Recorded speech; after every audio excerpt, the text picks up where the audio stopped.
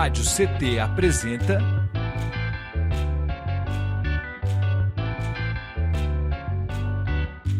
SINDI-CT na Cultura, com Meire de Origem.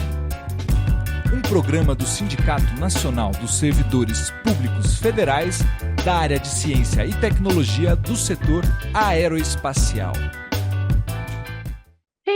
Olá, olá, web espectadores, ouvintes e ouvintas da Web Rádio CT. Está começando mais um episódio do SINDI-CT na Cultura comigo, Meire de Origem, uma realização do Sindicato dos Servidores Públicos Federais da área de Ciência e Tecnologia do setor aeroespacial em São José dos Campos. E vocês se conectam conosco pelo nosso canal do YouTube, Rádio CT. Se você não for inscrito, já se inscreve aí. Não esqueça de ativar as notificações para ser lembrado. Toda semana tem conteúdo novo. Deixa seu like aí, que é para engajar esse vídeo, para o YouTube entender que o conteúdo é maravilhoso, ajudar a gente a distribuir esse conteúdo e dentre tantos outros, né? Que a gente sempre tem aqui também para mais pessoas, enfim. E a gente fazer essa corrente do bem, corrente da informação, né? Que é tão importante, né? Sobretudo nos dias atuais. Gente, recadinho dado, no episódio de hoje. Eu vou bater um papo com ela, que é mulher parda, nascida em Caçapava, formada em Geografia pela Unesp, fez mestrado e doutorando em Planejamento Urbano e Regional na Universidade do Vale do Paraíba, é pesquisadora em Ciências Sociais sobre restauração ambiental, governança ambiental e justiça ambiental, é ativista e educadora ambiental, professora e técnica em projetos socioambientais, membro da ONG Ecovital, que atualmente integra a Frente Ambientalista do Vale do Paraíba, coalizão suprapartidária de organizações unidas na luta contra a instalação de termoelétricas a gás natural fóssil no Vale do Paraíba. Raquel Henrique, seja muito bem-vinda. Olá, Meire. Primeiro agradecer o convite. Para mim é uma honra estar aqui batendo esse papo com você, uma mulher que eu admiro tanto aqui, no Vale do Paraíba, uma referência para mim. Então, bora lá, que eu puder contribuir um pouquinho com a minha experiência e contando o que tem acontecido aqui em Caçapava, no Vale do Paraíba. Estamos aí.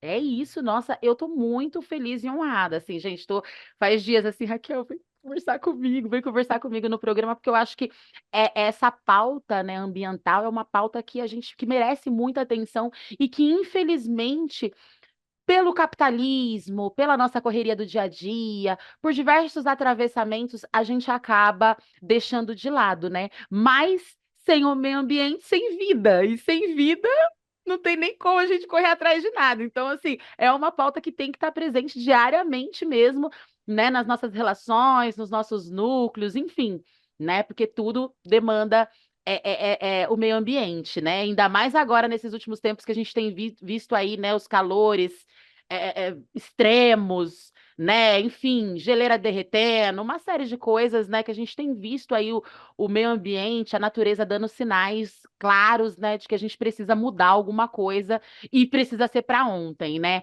E aí, Raquel, eu queria que você falasse para gente justamente isso, né?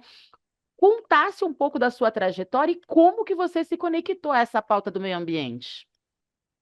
Tá. Eu sempre fico pensando assim que a natureza ela cobra o preço dela pelo mau uso que a gente faz, né, do meio ambiente. Bom, eu sou aqui de Caçapava, né, no Vale do Paraíba, e cresci circulando as serras da Mantiqueira, a Serra do Mar, com meus pais, ainda pequena, observando sempre os diferentes usos, né, que a gente faz do território. Então, as cidades que são da Serra da Mantiqueira têm um perfil diferente, atividades econômicas diferentes. As cidades aqui do Eixo Dutra têm um outro perfil de uso do solo. As cidades da Mantiqueira e do litoral têm outro. E tudo isso foi cativando em mim, né? De tentar entender assim como a gente, sociedade, faz o uso dos recursos que são comuns, por exemplo, a água, o território, as florestas. E aí eu fui inspirada pelos professores, né? Os professores do ensino fundamental, professores do ensino médio, eu fui me apaixonando pela geografia.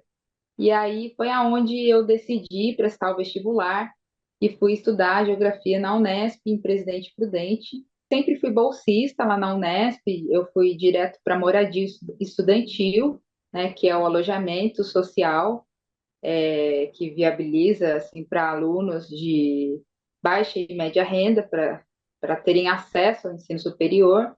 E logo consegui bolsas também. Então, isso me possibilitou, ao longo da minha trajetória da graduação, estar bem ativa dentro da faculdade.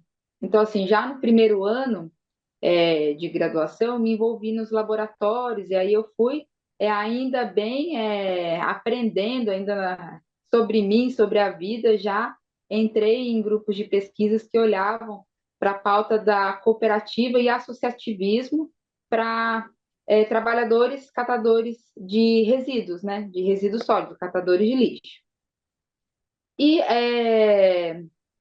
enfim, lá então, a região de Presidente Prudente, ela tem alguns problemas, tem vários problemas, enfim. E ainda naquela época, o lixão em Presidente Prudente ele estava ativo, então tinha uma série de questões trabalhistas e sanitárias, com os trabalhadores tendo que fazer a triagem dos materiais no lixão, por uma falta de uma política mesmo municipal que incentivasse a coleta seletiva, né? Então, assim, eu pude acompanhar um pouquinho esse processo lá em Presidente Prudente e participar junto ao grupo de pesquisa que apoiava a prefeitura a fazer, a implantar uma política de coleta seletiva. Então, aos poucos, estava partindo para uma desativação do lixão, paralela à conscientização junto à comunidade para separar os resíduos. Então, eu pude visitar os galpões de triagens em Presidente Prudente, nas cidades do entorno. Para mim, isso foi um processo assim de é, tirar a venda dos olhos e ver qual que é a nossa realidade dessa sociedade consumista e me deparar com a riqueza que é esse serviço ambiental que esses trabalhadores prestam, né? Porque a gente está nessa sociedade do consumo que é muito fácil, né?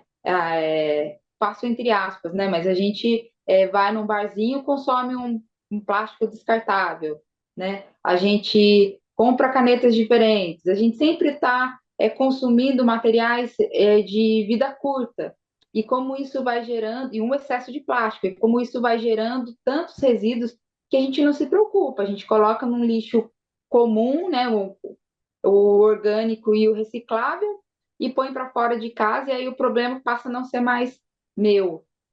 E lá eu pude ver esse serviço ambiental que esses trabalhadores que trabalham na coleta seletiva, na reciclagem, fazem, prestam para a gente, né?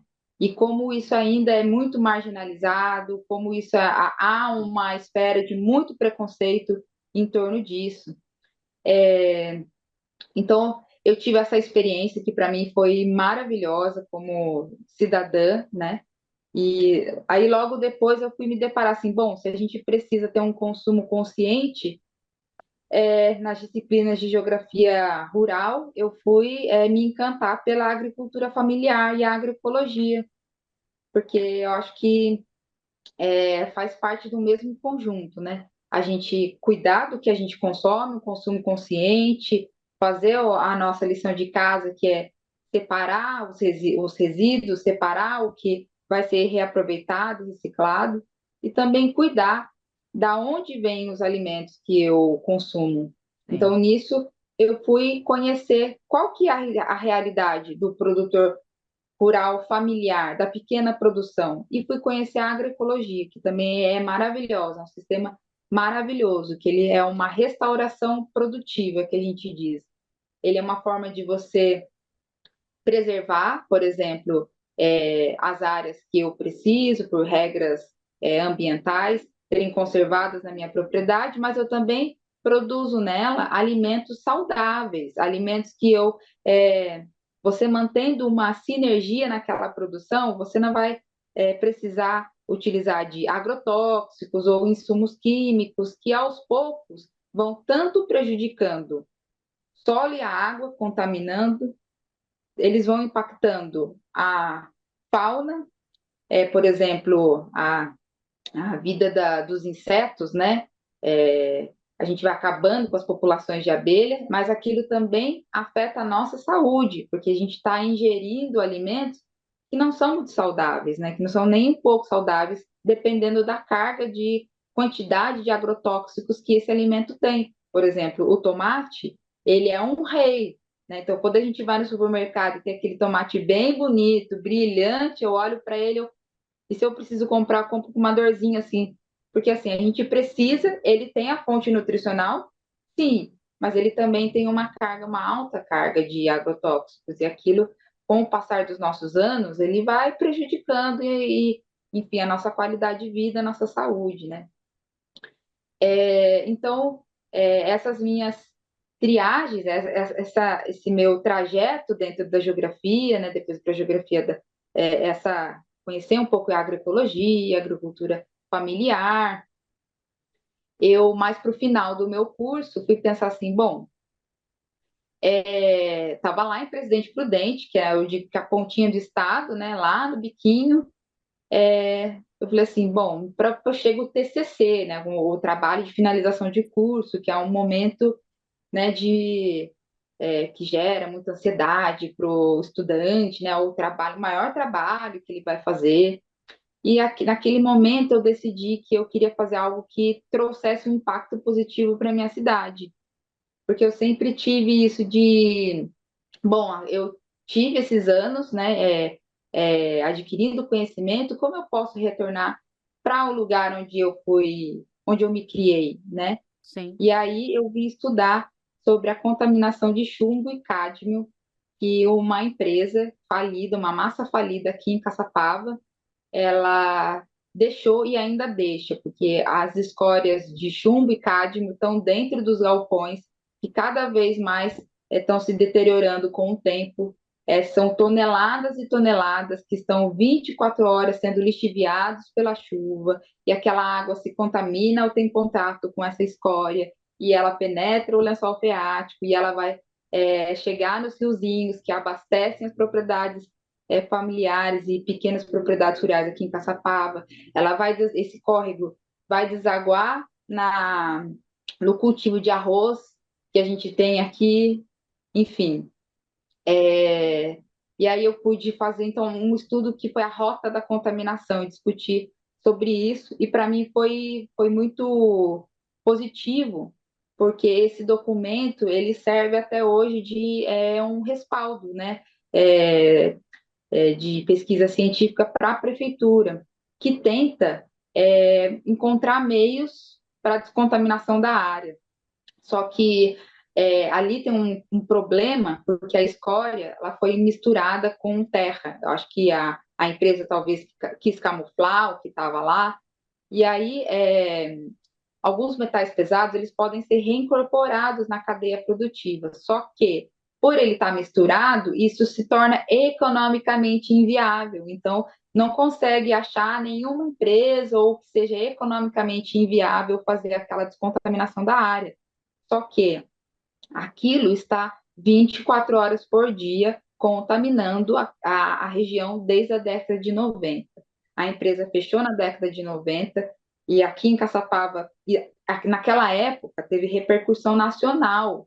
Tinham pichações nas cidades, por exemplo, Faé, a empresa da morte, bebê monstro. Por que bebê monstro? Porque mulheres trabalhadoras, na época nessa empresa, algumas que tiveram gestação, tiveram fetos com má formação. Então, eles já nasciam sem vida, por exemplo, com má formação no cérebro, em outros órgãos, porque tem várias doenças decorrentes da contaminação de chumbo.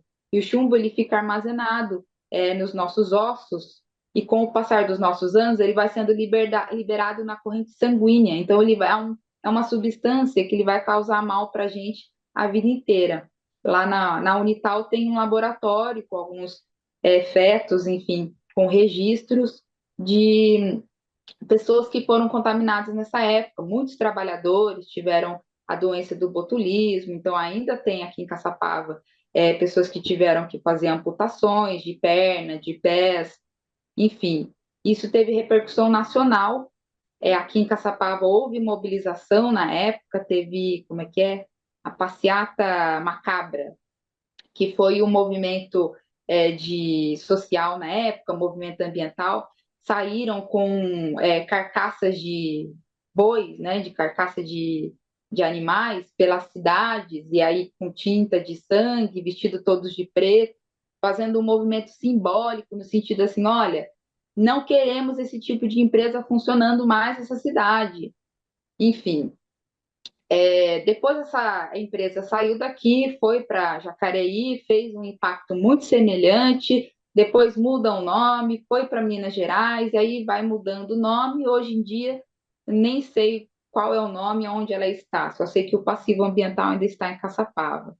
É uma história bem triste.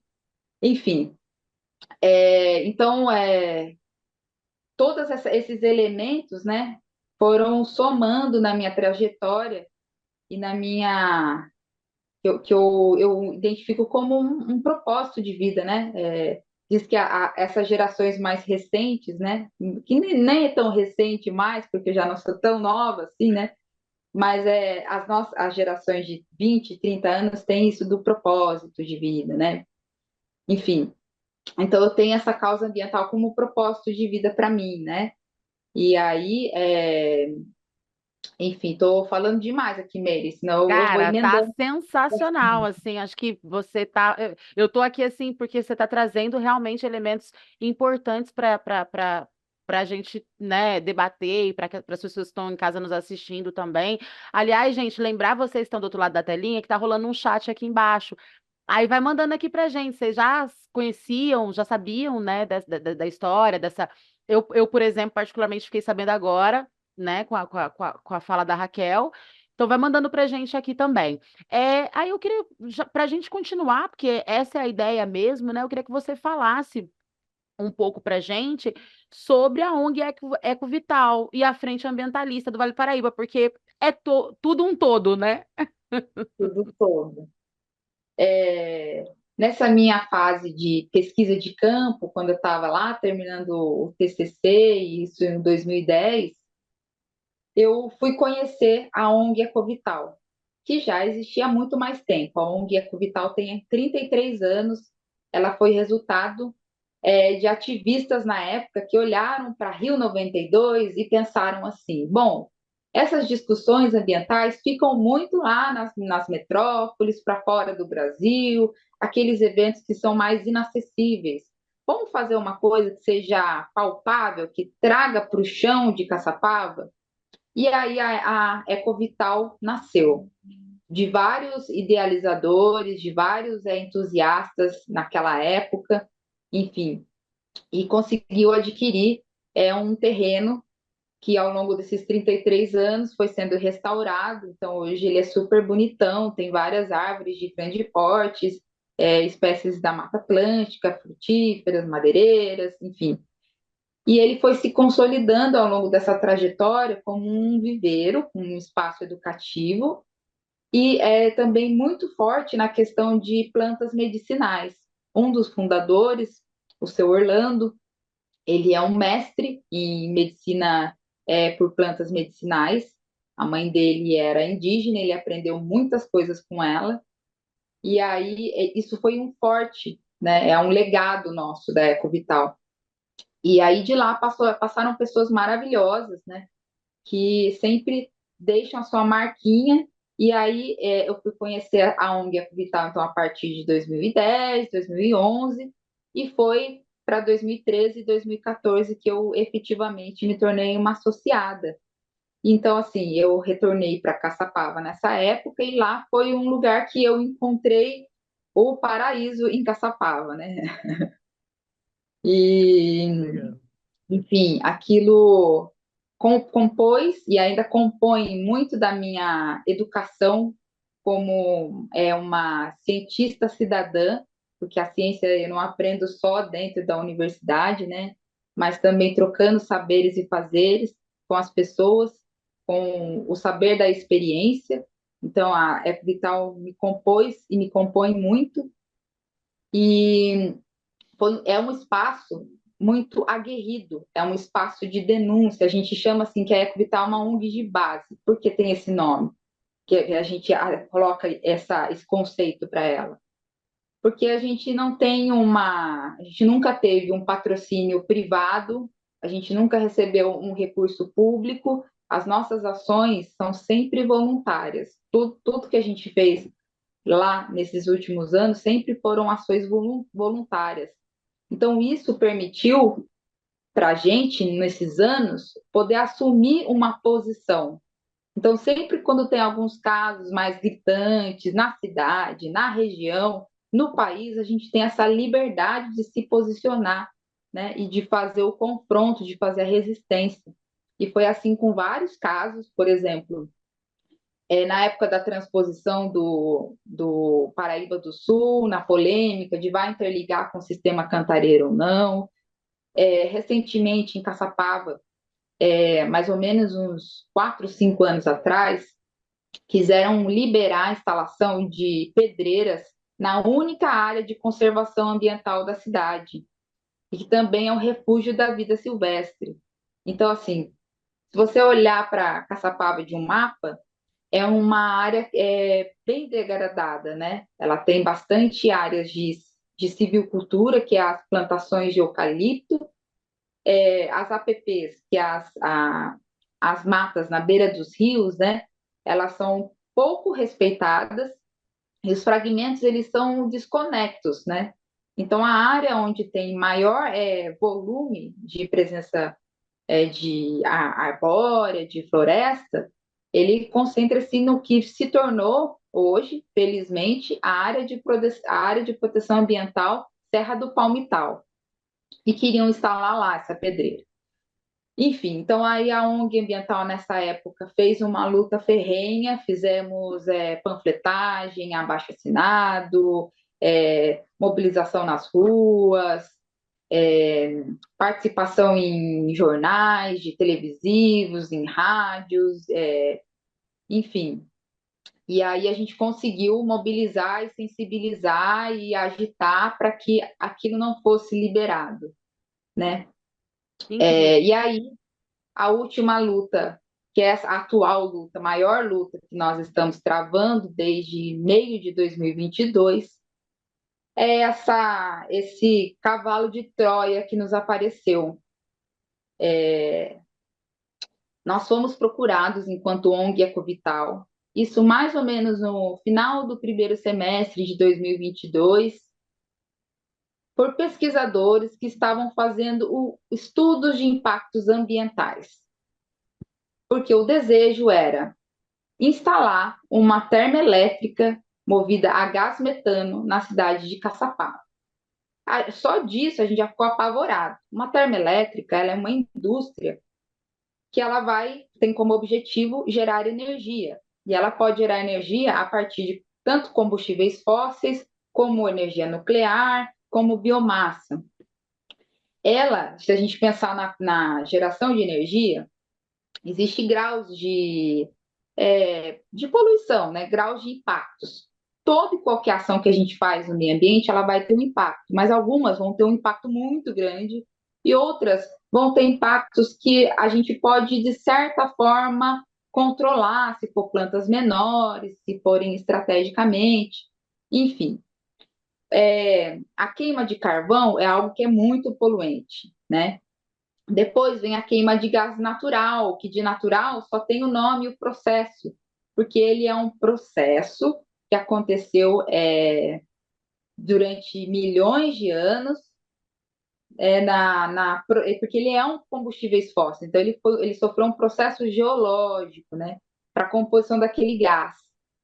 Ele tem sido utilizado, ele foi principalmente utilizado lá nas primeiras revoluções industriais, né? Quando a gente, enquanto humanidade, estava se industrializando, desenvolvendo os primeiros equipamentos, gerando energia, aquilo foi muito utilizado. Depois, conforme a gente vai adquirindo mais tecnologias, outras fontes de energias foram sendo implementadas e que são, às vezes, mais eficientes e eficazes, né? Depois disso viria, por exemplo, energia hidrelétrica, que é óbvio tem um grande impacto, mas se a gente comparar com emissão de poluentes, ela é menor do que uma termoelétrica de carvão. Depois a gente tem uma energia eólica, energia solar, biomassa. Essas energias que a gente chama também de energias renováveis também têm impactos, porque hoje, por exemplo, tem regiões no Sergipe e no Nordeste que eles sofrem muito com plantas de energia eólica, porque a turbina, se a gente fizer grandes áreas de energia eólica, a turbina, ela vai causar problemas, tanto pelo ruído, tanto pelo sombreamento constante, ela vai afetar a fauna, ela afeta várias coisas, né? Uma questão que a gente coloca é que a gente não pode olhar, assim, nesse caos que a gente já está vivendo de mudanças climáticas, que é uma emergência climática, que tem relatórios científicos dizendo que a gente está na ebulição climática, né? Cada vez vem um nome mais para tentar chocar a humanidade. Acho que os cientistas pensam para dizer assim, gente, a gente está vivendo caos, sabe? Porque é o primeiro momento desde que a gente tem como registro científico, né, desde o surgimento do planeta, que uma espécie está conseguindo provocar alterações de cunho geológico, alterações em parâmetros globais. Isso é muito sério. Então a gente coloca esses nomes, agora ebulição, mas é para dizer que a gente está no momento que a gente não pode pensar na transição energética e nessas plantas de energia como commodities, sabe? A gente precisa pensar em projetos que são adaptados e ajustados para a demanda do território, né? Mas, enfim, retornando para a termoelétrica aqui de Caçapava, em si a gente já ficou apavorado, porque, meu, metano, sabe? Ela vai queimar um gás que ele vai reagir, ele vai liberar quantidades imensas de gases do efeito estufa. A planta da termoelétrica ela vai ter três principais poluentes, né, gases poluentes do efeito estufa. E esses gases eles se reagem com outros que já estão na atmosfera, reagem com a água. Então, por exemplo, o dióxido de nitrogênio, que é o NO2, ele vai ser equivalente a 6 milhões de veículos. Então, assim, eu estou tentando fazer a dimensão dessa termoelétrica que vieram oferecer para Caçapava. Só de monóxido de carbono é o equivalente a 640 mil carros. E tudo isso eu estou falando que é ligados 24 horas por dia. Só de, só de emissões de dióxido de carbono, esse empreendimento seria responsável por 14% de toda a emissão do setor elétrico. Então, essa planta que desejam instalar em Caçapava é de 1,7 gigawatts. Ela pode ser a maior da América Latina. Então, ela tem um consumo de mais de 8 milhões de metros cúbicos de metano por dia. É uma planta muito grande, é imenso, assim. Outros projetos de termoelétrica já vieram para Caçapava e para o Vale do Paraíba, inclusive em Caçapava. Veio um projeto entre a década de 80 e 90, que não conseguiu ser instalado, mas era muito menor do que esse que está sendo implementado neste momento. Então, a gente está falando de um empreendimento que ele pode ser o maior entre 33 países que compõem a América Latina, né? E nossa região é um vale. A gente vive entre a Serra da Mantiqueira e a Serra do Mar. A nossa dispersão atmosférica para esse volume robusto de gases de efeito estufa, ela é muito prejudicada. Então, isso vai fazer com que esses gases fiquem praticamente estacionados numa mancha que atinge quilômetros no entorno, no raio de Caçapava. Então, assim, uma outra informação. O dióxido de nitrogênio, ele reage com o vapor d'água e ele pode produzir o ácido nítrico, que é o principal componente da chuva ácida. Então, assim, esse empreendimento, além dele ser poluidor, além de a gente estar falando de uma energia ultrapassada, além dele lançar esse volume robusto, imenso de gases de efeito estufa, e a gente já está vendo no Brasil e no mundo o que as mudanças climáticas estão acontecendo. ele é altamente nocivo para a nossa saúde, para vias respiratórias, saúde de pele, cancerígeno. Ele também pode provocar chuva ácida e ele também vai prejudicar fauna e flora, porque a gente mudando as condições atmosféricas, não há, por exemplo, insetos, né? Abelhas, que vão resistir ao longo do tempo essa alteração abrupta. É um Isso vai afetar, combo de sim, destruição, né? Um combo de destruição. campo de destruição. Sim, esse projeto ele é terrivelmente grande, imenso e mal feito, porque o estudo de impactos ambientais ele foi suspenso pelo IBAMA no último 30/4. Apesar de que, nesse último 14/5, o IBAMA convocou uma audiência pública que vai acontecer dia 2 de julho em Caçapava e dia 4 de julho em São José dos Campos, para a gente discutir o quê? Esses estudos que o próprio IBAMA refutou. Então, a gente, enquanto movimento, e eu estou usando a camiseta aqui do Show Termoelétrica, porque disso que a gente ficou sabendo lá atrás, na Eco Vital, que isso estava acontecendo, a gente começou esse movimento Show Termoelétrica, a gente aqui de Caçapava, saindo já nas praças, no Mercadão, sabe? Isso foi crescendo, foi inflando, outros municípios chegando, outras organizações ambientalistas chegando, e a gente compôs essa Frente Ambientalista do Vale do Paraíba, SP, que é essa coalizão de organizações da sociedade civil, de ativistas individuais, e desde final de 2022 até o presente momento, a gente tem convergido nossas ações para a gente fazer ação conjunta, porque uma andorinha só não vai fazer muito verão. E como é essa magnitude de projeto, a gente precisa mesmo somar forças. Então, até deixo aí a sugestão para quem quiser seguir a página no Instagram, Frente Ambientalista do Vale SP, e quanto mais pessoas aqui do Vale do Paraíba provocarem os seus políticos, os seus vereadores, a prefeitura, o Conselho de Meio Ambiente, o Comitê de Bacias Hidrográficas, sabe? E aí, qual que é a posição de vocês para esse empreendimento que tem potencial de alterar uma dinâmica regional? Nenhuma cidade que ele se instalar é bem-vindo, porque o mesmo fator que impede aqui em Caçapava impede em qualquer outro lugar. A gente tem dificuldade para essa dispersão atmosférica. E só para fechar nesse ponto, o consumo de água. Caçapava ela é abastecida por poços artesianos, são 16 poços artesianos. Só essa empresa ela vai precisar de 4 poços artesianos. Então, isso vai pressionar e prejudicar, vai nos colocar em situação de insegurança hídrica nos momentos de falta de água. Então, a gente teve em 2014 a 2015 uma escassez hídrica. Se a gente voltar a ter essa escassez hídrica, vai faltar água onde? Na nossa torneira ou na empresa, que é recurso bilionário internacional. E é uma energia que ela pode ser mandada para qualquer ponto, ela não vai ficar abastecendo o Vale do Paraíba.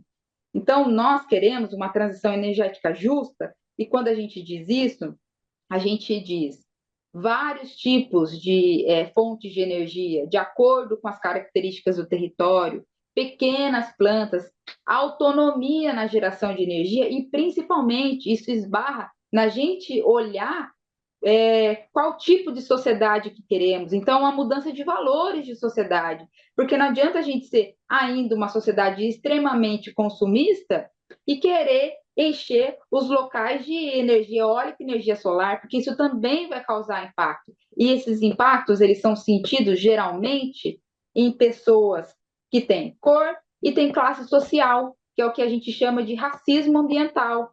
Historicamente, são essas comunidades que mais sofrem com esse tipo de impacto.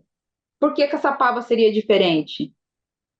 Nossa, Raquel, tô assim perplexa aqui com a dimensão do que é tudo isso, porque, como eu falei, né, no começo aqui da nossa troca, a gente acaba sendo atingidos, né, nesse sistema capitalista por uma série de demandas e essa produção acelerada, desenfreada que a gente tem que fazer para a gente poder minimamente sobreviver, né, sobretudo né, a classe trabalhadora, né, enfim, essa população periférica, né, de comunidades, etc.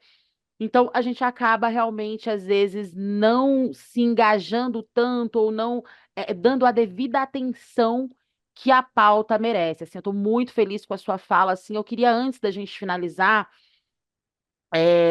essa troca, queria falar para vocês que estão do outro lado da telinha que a produção está colocando aqui no rodapé, né, as redes sociais da Raquel Henrique, nossa convidada de hoje, e também, né, desses movimentos todos que a gente falou aqui. Então, assim, se você quer saber um pouquinho mais, né, se você quer entender um pouco mais de como você pode ser parte desse processo também, segue lá, né, a Ecovital. A gente vai deixar o link na descrição. Então, acabando o programa, é só vocês irem lá, clicar no link, vocês já vão migrar para a página, porque eu acho que assim.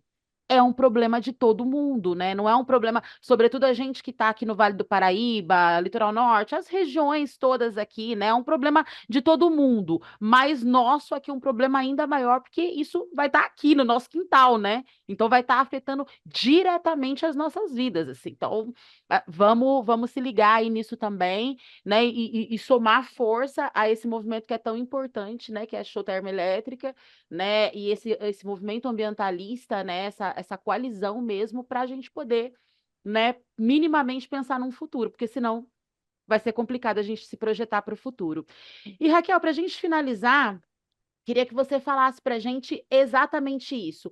Como que a sociedade civil pode, né, se inteirar mais, ser parte desse processo de preservação do nosso meio ambiente, uma vez também que a gente está num ano de eleições municipais, e a gente sabe que os nossos representantes, né, eles têm esse poder também, eles detêm esse poder, eles são parte dessa construção. Então é importante que a gente se ligue aí também, né? Quem a gente vai colocar lá, porque senão não adianta a gente ficar fazendo um movimento todo aqui, né? Faz parte do processo político, né? E queria que você falasse dessas movimentações futuras, como que a gente consegue estar aí também fazendo parte, né? Para além de só seguir a página, né? Enfim, para tá junto nessa movimentação mesmo. Fala um pouquinho pra gente. Tá, muito legal. É, Vindo ao encontro disso, recentemente, Santo Antônio do Pinhal e ontem, Taubaté, as câmaras municipais foram. Sociedade civil chegou em vereadores e vereadores parceiros que se preocuparam com essa pauta levaram em votação para os próprios vereadores uma moção de repúdio à termoelétrica aqui de Caçapava. Então, sobretudo você aqui do Vale do Paraíba, você também pode fazer isso. Chega no seu vereador, num vereador que é parceiro, que você conversa, e se você não tiver, chega na Câmara e pede para conversar com algum vereador, porque eles estão lá representando a sociedade civil, então é sim dever deles nos ouvir, dar espaço para ouvir as nossas demandas e coloca o que está acontecendo. Olha, em Caçapava está tendo um projeto que pode impactar todo o Vale do Paraíba. A gente está numa situação de mudanças climáticas. Eu quero saber qual que é a sua posição. Se a pessoa for contra, você fala assim, a gente deseja também que aqui a Câmara se posicione com uma moção de repúdio. Isso pode acontecer. A gente também pode cobrar e pedir para os nossos vereadores fazerem uma audiência pública. Vamos fazer uma audiência pública? O que é uma audiência pública? É uma reunião que vai acontecer no âmbito oficial da Câmara, em que os vereadores são convidados, em que eles podem chamar especialistas, em que a sociedade civil vai também para ser ouvida e que você tem um debate qualificado. Porque esse tipo de coisa, ele além de fazer um fato político, ele também é um espaço educativo, que a sociedade pode tirar dúvidas. Então, você também pode atuar dessa forma. E agora, principalmente por ser um ano de eleição, a gente está numa, entre aspas, uma condição favorável da gente chegar para os candidatos, tanto Verdade. vereadores e prefeitos, e falar assim: olha, o que você pensa da expansão de combustíveis fósseis no Vale do Paraíba? O que você pensa do Brasil retroceder na geração de energia produzindo a partir de gás metano e carvão, porque tem alguns lugares que está se debatendo termoelétrica de carvão, o que, que você pensa disso? Porque assim, a gente está vendo a tragédia que está acontecendo no Rio Grande do Sul, a gente viu recentemente o que aconteceu em Sebastião, São Sebastião, no deslizamento. Recentemente, esse ano, teve uma inundação atípica em Monteiro Lobato. Quando chega verão, São José dos Campos e Taubaté fica alagado para tudo quanto é lado. As nossas cidades, elas ainda não são resilientes, elas não são adaptáveis para esses eventos extremos do clima. E aí, se a gente continuar investindo em plantas e indústrias que vão agravar ainda mais o efeito estufa, agravar ainda mais essas condições de eventos extremos do clima, como a gente fica? Isso afeta a nossa vida. Então, você pode levar isso e fazer essa pergunta para os candidatos. Como você se posiciona? Né? Você é contra ou você é a favor da expansão desse tipo de energia? Porque o argumento de que gera emprego é muito fraco. Essa planta imensa que eu falei aqui para Caçapava, depois de instalada, vai gerar apenas 40 empregos. Então, se a gente pensar uma restauração produtiva, por exemplo, que eu estava dizendo, a agrofloresta, quantos empregos ela gera, diretos e indiretos? Então, a gente tem capacidade de investir em outras formas produtivas que vão gerar mais empregos, empregos de qualidade, empregos que ao longo do tempo não vai piorar e afetar a saúde das pessoas. Mas as pessoas falam, mas e a geração de energia? Como fica? Então, o que eu digo é, consumo consciente, sim, a gente como sociedade está na hora de fazer uma autoanálise, olhar com seriedade e manter e caminharmos para uma sociedade de consumo consciente. Segundo, otimização das fontes de energia que a gente já tem. A gente tem muita perda de energia no sistema elétrico brasileiro. Então, otimizar e cuidar para diminuir essa perda de energia. E terceiro, uma amplificação da diversidade de produção de energia, pequenas plantas, autonomia na geração de energia, sabe? Você fazer uma análise dos territórios para que eles produzam energias que são mais adequadas para as condições deles. Então, tudo isso a gente pode questionar os candidatos, porque a partir do momento que eles assumem o compromisso, depois, se eleito, a gente pode cobrá-los. E aí, qual que é o seu posicionamento? A gente tem que sempre lembrar que as figuras políticas, elas são representativas do povo e não o contrário. A gente, enquanto sociedade, quando a gente se apropriar disso, essa política que a gente vê, eles tremem na base. E por isso que a gente vê cada vez mais o sistema de ensino sendo sucateado.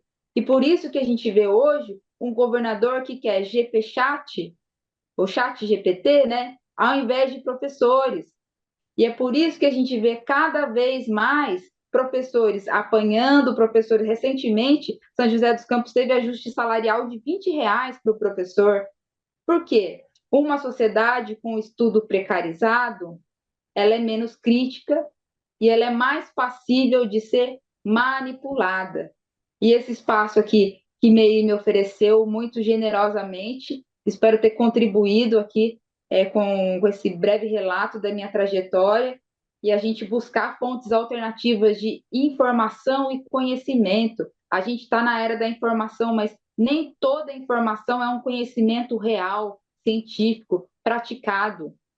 A gente precisa buscar mudar as nossas bases sociais e cobrar desses políticos, e cobrar dos futuros candidatos. E só assim a gente vai ter o quê? Uma sociedade resiliente para esses eventos de extremos do clima que sim vão ficar cada vez mais frequentes. E quem mais se afeta por ele tem classe social, muitas vezes tem cor, está nas periferias da cidade, e nós somos a maioria, nós não somos as minorias. é isso. Nossa, Raquel, sensacional. Quero te agradecer muito, né, por você ter topado, vir bater esse papo comigo aqui, né, e para a gente poder jogar luz, né, sobre esse assunto que é tão importante, né, e, enfim, e fala sobre todos nós, né? Quero deixar o programa de portas abertas para você retornar sempre que necessário, assim, enfim, estamos de portas abertas. Quero agradecer também o sindicato, né, por é, propiciar esse espaço de troca para a gente também. E é isso, fica à vontade para fazer as considerações finais e volte sempre. Então, gostaria novamente de agradecer por esse espaço. Eu me sinto muito feliz assim de ver que eu estou podendo ser útil, né, para isso que eu acredito. E a minha intenção é realmente contribuir. Estou à disposição para quem me procurar, alguma dúvida, alguma recomendação de leitura ou algum material qualificado que eu possa repassar, que está sendo produzido dentro da Frente Ambientalista, que é uma coalizão de vários grupos. A gente tem um elo com vários pesquisadores, a gente está preocupado em produzir conteúdo com qualidade. Então, fica o convite, quem quiser acessar as redes sociais, somar com a nossa luta, né? Que é nossa, é da sociedade, é da vida, é da humanidade, né? É do meio ambiente, é nossa, né? Então, mais uma vez, brigadão, Meire, à disposição. Satisfação toda minha. Gente, agradecer vocês também que estão do outro lado da telinha, que nos emprestaram seu tempo, seus ouvidos, certo? Esse foi mais um episódio do SINDCT na Cultura, uma realização do Sindicato dos Servidores Públicos Federais da área de Ciência e Tecnologia do Setor Aeroespacial em São José dos Campos. Continua nos acompanhando aqui no YouTube, toda semana tem conteúdo novo. Nos acompanhe também nas redes sociais e não esqueça de se conectar. Agora o programa já acabou, vocês já podem correr aí para a descrição e já ir lá se conectar com a nossa convidada Raquel Henrique, e também com essas movimentações tão importantes, né, que é a Ecovital, né, enfim, que é a Frente Ambientalista aqui do Vale do Paraíba. Vamos ficar conectadinho, porque isso é um problema de todos, é um problema nosso, certo? Beijão, vejo vocês no próximo episódio. Te vejo em breve, Raquel. Satisfação, obrigada e parabéns. Gratidão.